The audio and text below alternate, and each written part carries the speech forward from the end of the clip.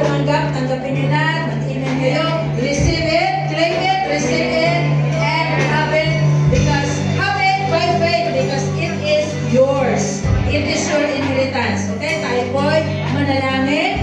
Stretch po natin ang ating mga kamay sa ating mga celebrant at sa mga new members and new tithers. Hallelujah. Yes, Father, in the name of your Son Jesus and through the working power of the Holy Spirit, thank you so much, O Lord, once again, O God, for this wonderful privilege that you have given unto us, Lord.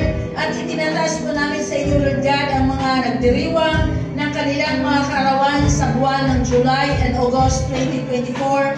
At maging, O Lord, sa mga new members, O Lord God, ng Chaiwan Church 2, at maging, O God, sa new tithers, O Lord, according to your promise, O Lord God, that indeed we enter into our promised land. We will live, Lord, we will dwell, we will settle in our promised land. Wherein there is flowing milk, O God, and honey. Indeed, Lord God, we will experience abundance, O God, of your provision, abundance, O Lord God, of favor, good health and longevity. Ang patuloy na ipagkakaloob mo sa inyong mga anak, O God, na nagdiriwang ng kanilang kaarawan sa mga tithers, O Lord, na faithful, O Lord God, na nagbibigay, at maging, O Lord, sa mga new members. Iparanas mo, Panginoon, hallelujah, ang mga pagpapala na hindi pa nila naranasan. At Lord, habang sila'y pinagpapala mo, gamitin mo sila channel of blessings, O Lord, to many people, Lord God, because this is, O God, our value, Lord,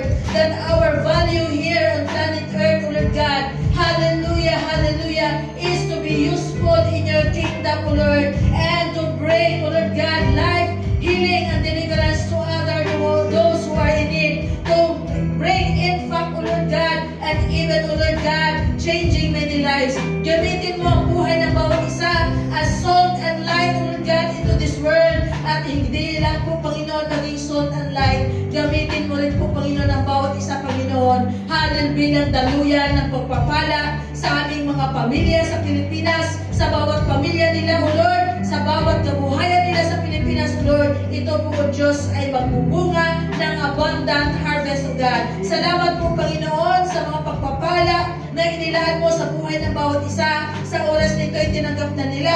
Salamat po, Lord, for the abundant provision. Thank you, Lord God, for the good health. Thank you, Lord God, for the abundant, Lord God, success, O God, and prosperity, and even abundant harvest in all areas and aspects of their lives. Lord, we thank you and we honor you for their lives, O Lord. Bless their coming in and even their going out. Be with them always, O God. Cover them tightly with your blood. Send them with the power of your Holy Spirit. Put the hedges of protection and walls of fire around them. And Lord, may they enjoy, O God, the blessings that is coming from you. We thank you, we bless you, and we honor you. In Jesus' name we pray. Amen.